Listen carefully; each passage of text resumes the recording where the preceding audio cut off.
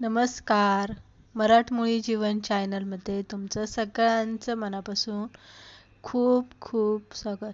आज आपण बटाट्याची आमटी नाही करणार आहे, शेंगदाण्याची आमटी नाही करणार आहे, तर आज आपण काकडीची आमटी कशी बनवायची ही रेसिपी बघणार आहे. 9 दिवसाचे उपवास चालू झालेले आणि उपवासामध्ये पातळ अशी आपल्याला काहीतरी भाजी पाहिजे नसते, तर अगदी उत्तम पर्याय म्हणून तुम्ही काकडीची आमटी बनवू शकता. तर चला पटकन रेसिपीकडे वळूया. काकडीची आमटी बनवण्यासाठी मी इथे 3 काकड्या घेतलेल्या आहे. तुम्ही किती लोकांसाठी बनवताय त्याप्रमाणे तुम्ही इथे काकडी घेऊ शकता. काकडी आपल्याला पाण्यामध्ये घालून ठेवायची आहे. आता मसाला वाटून घेणार आहे, तर इथे 1 वाटी शेंगदाणे भाजून वरची साल काढून घेतलेली आहे. खोबरं मी इथे किसून भाजून घेतलेलं आहे. आलं आणि हिरव्या मिरच्या, कोथिंबीर आपल्याला इथे घ्यायची आहे आणि खोबरं हे सगळं एकत्र करायचं आणि सगळ्यात पहिलं आपल्याला इथे कोरडंच वाटून घ्यायचं. कोरडं वाटल्यामुळे काय होतं, शेंगदाणे पटकनी बारीक होतात, मिरच्यासुद्धा आपल्याला पटकनी वाटल्या जातात. त्यानंतरनं आपल्याला यामध्ये पाणी घालायचं आहे आणि एकदम बारीक असं आपल्याला हे वाटण इथे वाटून घ्यायचं आहे.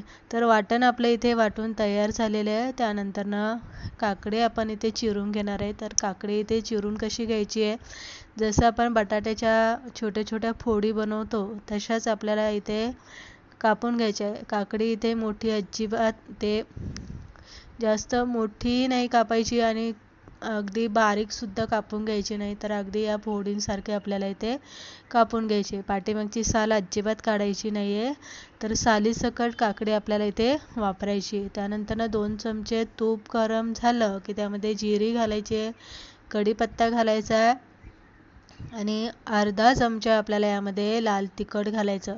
लाल तिखट तुम्हाला नसेल घालायचं तर तुम्ही नाही घातलं तरी चालेल, कारण त्यामध्ये आपण हिरव्या मिरच्या घातलेल्या आहे. फक्त लाल तिखट नसेल घालायचं तर हिरव्या मिरच्या त्यामध्ये थोड्याशा जास्त घाला, म्हणजे आमटी चांगली तिखट होईल. केलेलं वाटण यामध्ये घालायचं आहे. त्यानंतरनं कोथिंबीर घालून व्यवस्थित परतून घ्यायचं आहे आणि चिरून घेतलेली काकडी यामध्ये घालून व्यवस्थित हलवून घ्यायचं आहे. 1 चमचाभर आपल्याला चवीप्रमाणे यामध्ये मीठ घालायचं आहे. व्यवस्थित आपल्याला काकडी हलवायची आणि त्यानंतरनं पाणी घालायचं आहे.